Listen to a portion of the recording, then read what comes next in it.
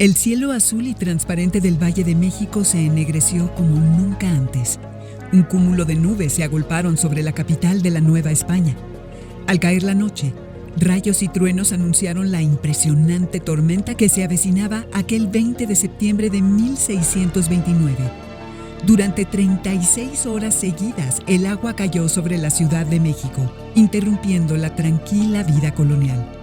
Los vecinos miraron con impotencia cómo el esfuerzo de toda una vida se perdía debajo de las aguas. Tristeza y preocupación fue con lo único con que se quedaron. En el mes de julio anterior de ese año, había comenzado la temporada de lluvias con una intensidad inusual. Los niveles del lago de Texcoco y la Laguna de México crecían rápidamente y parecía advertirse una difícil situación. En las afueras de la ciudad, las aguas avanzaban sobre las calles de tierra. Septiembre trajo consigo el momento más crítico de la temporada y la capital novohispana quedó completamente inundada. Solo una pequeña parte de Tlatelolco y otra de la Plaza Mayor quedaron a salvo de las aguas. La pequeña isla que se formaba donde se erigía el Palacio Virreinal y la Catedral se le conoció como la Isla de los Perros, por la gran cantidad de canes que allí se resguardaron para su salvación. El anegamiento fue tan prolongado que las autoridades consideraron cambiar la ciudad a otro sitio más seguro. La inundación de ese año fue la peor de que se tenga memoria en toda la historia de la Ciudad de México. Cobró 30,000 víctimas entre los indios, desalojó a cerca de 20,000 familias españolas y la lluvia colmó el espacio urbano durante 5 años. Cuando las aguas regresaron a sus límites naturales, la capital de Nueva España solo contaba con 400 familias. Esta crónica, que aparece en blogdelagua.com, da cuenta de los graves problemas que puede ocasionar una inundación. ¿Qué es una inundación? Es un evento que, debido a la precipitación, oleaje, marea de tormenta o la falta de alguna obra de infraestructura hidráulica, provoca un incremento de la superficie libre del agua en los ríos, lagos, lagunas o en el mar mismo, generando invasión o penetración del agua en sitios donde usualmente no la hay. Las inundaciones pueden llegar a ser consideradas desastres naturales y ocasionar costos humanos y materiales sumamente elevados. ¿Por qué se producen las inundaciones? Este tipo de fenómeno natural es provocado principalmente por el desborde de un río o lago a causa de lluvias, tormentas tropicales, huracanes, y muchas veces el desastre ocasionado está relacionado con la mano del hombre, que al deforestar y ubicar sus viviendas en zonas bajas y cercanas a los ríos o en lugares de inundación ya conocidos, se arriesga a sufrir este problema. También la ruptura de presas o diques y los tsunamis provocan inundaciones. Varias de estas situaciones estuvieron presentes en la inundación de la capital de la Nueva España de 1629. Una torrencial lluvia y la ausencia de un dique, el prehispánico que existía, fue destruido por los colonizadores. Provocaron el desborde de un lago sobre un asentamiento humano, ubicado en un lugar de inundación ya conocido. ¿Cómo ves? ¿Verdad que es muy importante la prevención? Buen día, jóvenes en TV, ¿cómo les va? Yo soy Margot Cortázar y les doy la bienvenida a este programa de conciencia histórica llamado Las Inundaciones, una responsabilidad de todas y todos, donde comprenderás cómo, a pesar de la tecnología y del gran desarrollo científico de nuestros días, la humanidad es aún muy vulnerable a sufrir al enfrentarse con la fuerza de la naturaleza. Las inundaciones en el mundo y en nuestro país representan un claro ejemplo de nuestra vulnerabilidad, ante lo cual surgen estos cuestionamientos. ¿Qué hacer desde el gobierno, pero también desde la sociedad civil para enfrentar a este fenómeno natural? ¿Cómo ha sido en el pasado? ¿Qué ha cambiado? ¿Qué se hace diferente? ¿Qué permanece igual? Vamos ya, como el pasado no ha pasado, por el bien de todas y todos, vamos a tratar de responder estas preguntas a través de cómo nos comportamos ante el fenómeno de las inundaciones. Las inundaciones son un fenómeno natural que ha acompañado a la humanidad y marcado su historia. De hecho, su presencia forma parte del mito fundacional de varias civilizaciones del mundo. La versión más antigua de una alegoría o historia sobre un diluvio universal aparece en un poema escrito en Mesopotamia, aproximadamente en el año 2100 a.C. En el poema de Gilgamesh se narra que la tierra fue asolada por una tempestad que duró 6 días y 6 noches, hasta que en el séptimo todo se calmó. Gracias a una orden divina, solo salvó la vida de Utnapishtim, personaje que navegó junto a su esposa en el barco que construyó del material que estaba hecha su casa. Y como seguramente bien conoces tú, en la tradición judeo-cristiana se narra en el Génesis el diluvio que cayó durante 40 días y 40 noches para castigar al hombre, en donde solo Noé, que construyó un arca, salvó a su familia y a 2 animales de cada especie de morir ahogados. Según la cosmogonía náhuatl, actualmente estamos en la era del quinto sol. Pues bien, según aquellos sabios que hace muchos siglos fueron dando forma al mito de cómo se creó el hombre, dejaron dicho que en la anterior era, la del cuarto sol, todo terminó por un gran diluvio. En el mito de La historia de los mexicanos, refiere que así sucedió.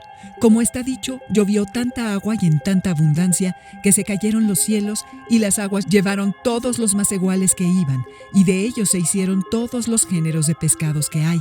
Se dejó dicho que la inundación duró 52 años.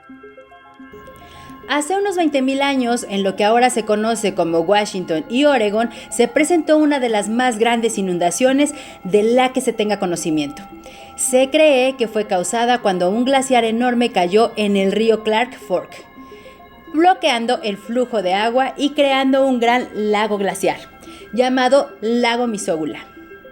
Cuando esta enorme represa de hielo por fin falló, inundó todo el valle de Willamette, incluyendo gran parte de Oregon y Washington, con una rapidez de 17 millones de metros cúbicos de agua por segundo. La enorme fuerza del agua destruyó todo lo que se encontró a su paso. Y aunque en ese tiempo no se encontraban civilizaciones humanas que destruir, en la actualidad se encuentran grandes rocas en altas colinas subidas ahí por el agua, siendo estas una señal que los científicos buscan para estudiar inundaciones antiguas. La gran inundación del río Mississippi de 1927 se recuerda como la inundación más destructiva en la historia de los Estados Unidos, al haber movido 65,000 metros cúbicos de agua cada segundo. Para que te imagines, es el equivalente a ver pasar toda el agua de 20 piscinas olímpicas por segundo. Durante el verano de ese año, fuertes lluvias se presenciaron en la parte central del río Mississippi, y para el día de Navidad el nivel de agua del río Cumberland superaba los 17 metros, récord que se mantiene hasta hoy en día. El río excedió sus niveles en 145 zonas, inundando más de 70,000 kilómetros cuadrados, el equivalente a 30 veces la superficie de la Ciudad de México, con una profundidad de 10 metros. Causó $400 millones en daños y mató a 246 personas. Si bien es verdad que hay zonas propensas a sufrir inundaciones, estas también se pueden presentar en lugares donde la memoria de sus habitantes no se encuentra alguna registrada. En el mes de agosto de 2002 se produjeron lluvias insólitas en Europa. Ahora sí que como si se tratase del diluvio descrito en el poema de Gilgamesh, llovió sin parar durante más de una semana. La intensidad y cantidad de lluvia que cayó fue algo no visto antes. Alemania, Polonia, Hungría, Rusia, República Checa, Rumania, Croacia, España, Italia y Austria son los países que se vieron afectados. Eso sí, algunos más que otros. Para que te imagines la magnitud del problema, en República Checa fueron evacuadas más de 50,000 personas. El gobierno declaró el estado de emergencia. Miles de bomberos, soldados y policías fueron insuficientes para atender a la enorme cantidad de víctimas que se iban generando a causa de las inundaciones. En Austria fueron afectadas más de 14,000 hectáreas de tierras cultivables, 7,000 hectáreas de pastizales y 1,000 hectáreas de terrenos ya sembrados con frutas y hortalizas.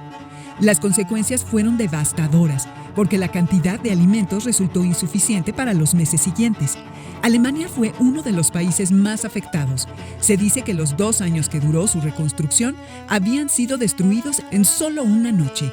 El río Elba alcanzó casi los 10 metros y más de 30,000 personas tuvieron que ser evacuadas de la ciudad de Dresde. La mañana del jueves 8 de septiembre del año 2005 sucedió algo inaudito en la historia de los Estados Unidos. Un numeroso convoy del ejército mexicano avanzaba por una de las freeways que conducen de la frontera mexicana a la ciudad de San Antonio, Texas. A su vez, por otro punto, el buque Papaloapan de la Armada de México ingresaba al puerto de Biloxi, Mississippi, en Estados Unidos. Los norteamericanos, que descubrieron al ejército mexicano avanzando con libertad por su territorio, se quedaron sorprendidos. Desde que Francisco Villa entró con su tropa a Nuevo México para atacar la comunidad de Columbus, esto jamás había pasado en la historia de los Estados Unidos. ¿Qué es lo que hacían allí? ¿A dónde iban? El ejército mexicano estaba compuesto principalmente por médicos, enfermeras, dentistas y cocineros, que junto con más de 250 toneladas de comida, agua embotellada y provisiones, se dirigían a brindar asistencia médica y alimentaria a las y los damnificados de la ciudad de Nueva Orleans, que huyeron de sus hogares por la inundación provocada por el huracán Katrina. Aproximadamente el 80% de esta ciudad quedó anegada. Se calcula que las pérdidas materiales ascendieron a los 108,000 millones de dólares, cifra que coloca a este huracán como el que más daños económicos ha producido en la historia de Estados Unidos. En lo que va de este siglo, han sido muchos los países que han sufrido de graves inundaciones: Haití, Pakistán, Turquía, Filipinas, España y también México. Escríbenos a nuestras redes sociales y cuéntanos si alguna inundación ha afectado a tu comunidad, pueblo o colonia, y cómo fue la ayuda que recibieron. El Valle de México era como un vaso. Recibía el agua que cae de las montañas y a su vez retenía el agua pluvial. Esta era su naturaleza. Desde la llegada de los españoles, esta agua ha sido tratada como enemigo, y la mano del hombre se ha encargado de modificar su cauce, con la intención de poder vivir ahí. Aunque algunas veces no lo logró. Para 1856, la capital de México volvió a sufrir por las lluvias intensas en algunas zonas. Las inundaciones llegaron a los 3 metros. Para enfrentar el problema ese año, a través de una convocatoria, el ingeniero Francisco de Garay propuso construir un canal que canalizara a su paso las aguas de los ríos y lagos de la Ciudad de México. El proyecto buscaba un aprovechamiento integral del agua del valle que, sin desecarlo totalmente, lograra un equilibrio que favoreciera la economía y la vida cotidiana. El tiempo transcurrió y los conflictos políticos impidieron que se iniciaran las obras. Fue durante el gobierno de Porfirio Díaz cuando se construyó un verdadero desagüe para la Ciudad de México. La obra se basó en el proyecto de Francisco de Garay, aunque simplificado. Se construyó el Gran Canal, que permitiría gobernar las aguas del Valle de México, es decir, imponer la voluntad humana sobre la naturaleza. Después de 14 largos años de obras, el Gran Canal de Desagüe y el primer túnel de Tequisquiac por fin se inauguraron en mayo de 1900. La construcción de más de 47 kilómetros del canal y 10 kilómetros del túnel demostraron la capacidad de México para insertarse en el mundo moderno. Pero como puedes suponer, las lluvias y las inundaciones son impredecibles. ¿Quieres saber lo que sucedió cuando este canal fue tapado? ¿Habías escuchado hablar de la inundación que cubrió gran parte de la Ciudad de México en 1951? Es una historia poco conocida en nuestros días, pero por las lecciones que dejó, que no deberíamos olvidar, te invito a recordarla. Una fuerte lluvia sorprendió a los capitalinos el domingo 15 de julio de ese año. Al principio, las aguas pluviales que caían sobre el Valle de México se iban sin dificultad por el alcantarillado. El fuerte aguacero que continuó en las siguientes horas provocó que el río Consulado rebasara su nivel e inundara la zona de Tlatilco. En otro punto de la ciudad, el río San Joaquín desbordaba sus aguas sobre el Sanatorio Español. Durante el día, las autoridades se alarmaron cuando descubrieron que los metros cúbicos de agua que caían del cielo no se iban de la ciudad por el Gran Canal de Desagüe, construido en la época porfirista. El ayuntamiento recibió una llamada con una noticia terrible. El túnel de Tequisquiac, encargado de llevar las aguas del Gran Canal hacia el estado de Hidalgo, no recibía agua. Se presagió que la inundación en el Valle de México sería mayor que cualquier otra vista en el siglo XX. El diluvio continuaba y el agua no dejaba de acumularse en calles y viviendas. Para desgracia de las y los capitalinos, acostumbrados a ver llover pero no a tener los pies metidos bajo el agua en contra de su voluntad, varias colonias de norte a sur y de oriente a poniente de la capital estaban ya inundadas.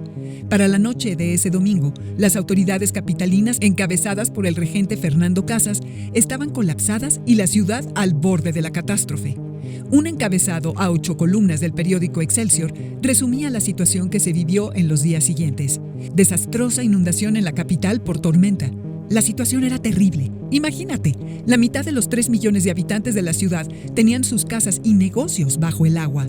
Días después se descubrió que gruesos tapones de grasa fueron los causantes de que el agua no fluyera por el drenaje. Estos tapones eran tan duros que se requirieron de taladros neumáticos para romperlos y recuperar los drenajes. Se culpó a la refinería de Azcapotzalco y a la estación de trenes de Buenavista de haberlos generado a través de sus desechos. Como ves, esta inundación dejó varias lecciones. Una de ellas, la de ser más responsables de los desechos que arrojamos al drenaje, porque pueden provocar graves problemas a la sociedad. Actualmente, la Ciudad de México cuenta con el Túnel Emisor Oriente, proyecto hidráulico del sistema de drenaje profundo que, después de 10 años de construcción, se inauguró en diciembre del 2019. La obra abarca 62 kilómetros de longitud y permite evitar las inundaciones en la zona metropolitana del Valle de México, así como facilitar el mantenimiento de su sistema de drenaje. Desde finales del siglo pasado, científicos, investigadores y organismos internacionales han señalado con insistencia que en el futuro las inundaciones producidas por los efectos del cambio climático van a ser cada vez más devastadoras en perjuicio de millones de personas en nuestro planeta. ¿Qué tanto has oído hablar del cambio climático? Seguramente que mucho, pero ¿sabes qué significa? La Comisión Económica para América Latina y el Caribe de las Naciones Unidas, CEPAL, denomina cambio climático a la variación global del clima de la Tierra debido, principalmente, a la acción humana, que se traduce en quema de combustibles fósiles, pérdida de bosques y otras actividades producidas en el ámbito industrial, agrícola y transporte, entre otros, como consecuencia de una retención del calor del sol en la atmósfera. ¿Sabías tú que México puede ser uno de los países más afectados por el cambio climático? Varios estudios señalan a nuestro país entre los más vulnerables ante los efectos del cambio climático. ¿Por qué? Por sus características geográficas: latitud, relieve, clima, hidrografía, extensión, población y ubicación entre 2 océanos. México es un lugar propicio para presenciar en su territorio diversos fenómenos naturales que van desde precipitaciones intensas, tormentas tropicales, hasta huracanes. Pero si observas con atención, la magnitud y frecuencia de estos fenómenos naturales en lo que va de este siglo, pareciera que ese futuro que anunciaron los expertos ya llegó a México. La lista de inundaciones en nuestro país es amplia. En la primera década de este siglo, el huracán Juliet ocasionó lluvias tropicales en Sonora. El huracán Stan provocó el desbordamiento del río Coatán en Chiapas e inundó 2 de sus municipios, pero son los desbordamientos de los ríos en el estado de Tabasco, en el sureste de México, los que más aparecen en esta lista negra. No queremos ser amarillistas, pero el estado de Tabasco se está convirtiendo en sinónimo de inundación. Juzga tú los siguientes datos. Un informe elaborado por la CEPAL y el Centro Nacional de Prevención de Desastres, CENAPRED, señala que la inundación que sufrió Tabasco en el año 2007 no tuvo precedentes en la historia del estado, rompiendo todos los récords: desbordamiento de ríos, acumulación y duración del agua en las comunidades inundadas y la afectación a comunidades circunvecinas. En el momento más crítico, el 62% de Tabasco estaba cubierto por agua. Hubo casi 1,5 millones de damnificados, 570,000 hectáreas agrícolas siniestradas y 123,000 viviendas con afectaciones. Todos estos daños y pérdidas sumaron la enorme cantidad de 31,800 millones de pesos. Pero, ¿cuáles son las causas que provocan que el estado de Tabasco sufra de grandes inundaciones? Estudios de Greenpeace en la zona del sureste de México sostienen que la alta vulnerabilidad que enfrenta Tabasco se debe a los siguientes factores: deforestación y el deterioro constante de los ecosistemas naturales, agresivos planes agropecuarios que han modificado drásticamente el régimen hidrológico, como cortes, bloqueos y modificaciones de las trazas originales de los ríos. La tasa promedio de precipitación pluvial en Tabasco es la más alta del país, y el aumento en la frecuencia de fenómenos vinculados con el cambio climático. Para que te imagines cómo se ha deforestado la selva de Tabasco, te damos los siguientes datos. En 1940, la selva tropical cubría el 49% de su superficie. Sin embargo, la utopía de convertir a este estado en un emporio agrícola y ganadero redujo la superficie selvática hasta el 4%. Como puedes imaginar, ya queda poca selva y aún se sigue deforestando. Estas acciones humanas en el pasado tienen sus consecuencias actualmente. A partir del año 2007, Tabasco ha sido noticia por otras 5 grandes inundaciones. La última en noviembre del año pasado, que dejó casi 30 muertos y más de 300,000 damnificados. ¿Qué opinas? ¿Crees tú que estas inundaciones son causadas por los efectos del cambio climático? Contáctanos en nuestras redes sociales y coméntanos si en tu comunidad o colonia llueve más que antes o incluso se ha dejado de llover. Por cierto, ante este panorama meteorológico, ¿sabes qué hace el gobierno? El gobierno federal ha desarrollado una serie de acciones a emprender antes, durante y después de una inundación. ¿Cómo fue que desarrolló una parte importante de ellas? Un grupo de especialistas de la Comisión Nacional del Agua, con el propósito de que las inundaciones provoquen los menores daños posibles a la población, elaboró un documento denominado el Manual para el Control de Inundaciones, que pretende ser una herramienta esencial para el personal de los 3 órganos de gobierno federal, estatal y municipal, encargados de elaborar la información sobre el origen, evolución y consecuencias de los fenómenos naturales. También busca dar a conocer todo el personal responsable de los programas de apoyo a la población, como las brigadas de protección civil, direcciones estatales y municipales de protección civil, Ejército, Armada de México, etc. Los elementos disponibles para la toma de decisiones oportuna que pueda salvar vidas humanas. El manual está organizado en 4 capítulos. En el último de ellos destaca el programa de convivencia con las inundaciones, que pretende enseñar a las personas a convivir con la naturaleza, en especial en las zonas inundables, en lugar de tratar de modificar la misma con soluciones complejas y costosas. Este es un paso muy importante. Para entender su relevancia, basta con observar la costosa y triste modificación que ha sufrido el Valle de México desde la época de la colonia, para conseguir que no se inundara.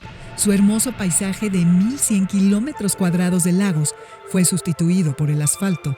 ¿No te parece terrible? Existen otros organismos o programas del Gobierno de México que proveen de información a la población para prevenirla de inundaciones o brindarle ayuda en caso de haber ocurrido el evento.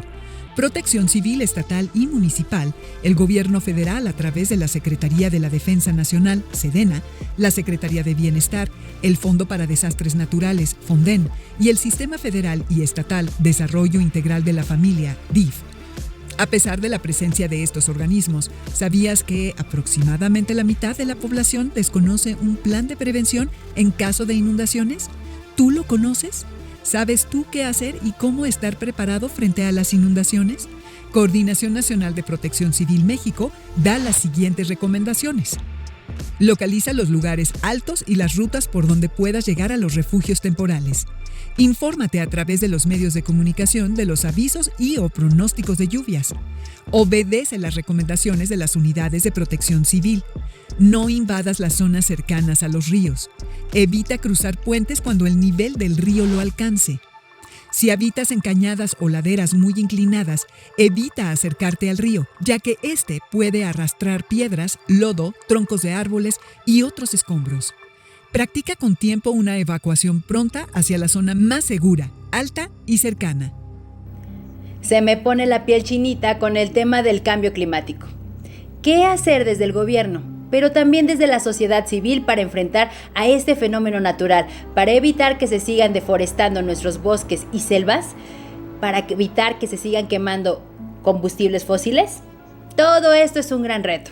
Hay muchos intereses económicos y políticos en juego.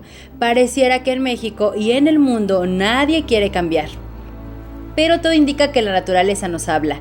China, India, México, Grecia, Perú, Chile, el Caribe, Paraguay, República de Chad Argentina, Siria, Israel, Irak son solo algunos de los países que han padecido de severas inundaciones en esta última década. ¿Pero sabes por qué los menciono? Porque fueron las antiguas civilizaciones que ocuparon sus territorios las que nos han dejado por escrito que una inundación universal acabó con la mayoría de la población del mundo hace miles de años. ¿Acaso nos dirigimos a otro cataclismo que ponga en riesgo nuestra existencia? Es importante saber escuchar. Las inundaciones en nuestro país se podrían disminuir al atender las necesidades locales y tomar en cuenta los contextos culturales en que viven las poblaciones afectadas. ¿Tú qué piensas hacer? Podemos iniciar dejando de tirar basura en las alcantarillas, por ejemplo. Yo soy Margot Cortázar y te invito a que estemos en contacto a través de nuestras redes sociales que tienes en pantalla. Ahí compártenos tus propuestas para revertir el cambio climático. Gracias por habernos acompañado en este programa llamado Las Inundaciones, una responsabilidad de todas y todos. Y recuerda, como el pasado no ha pasado, conéctate.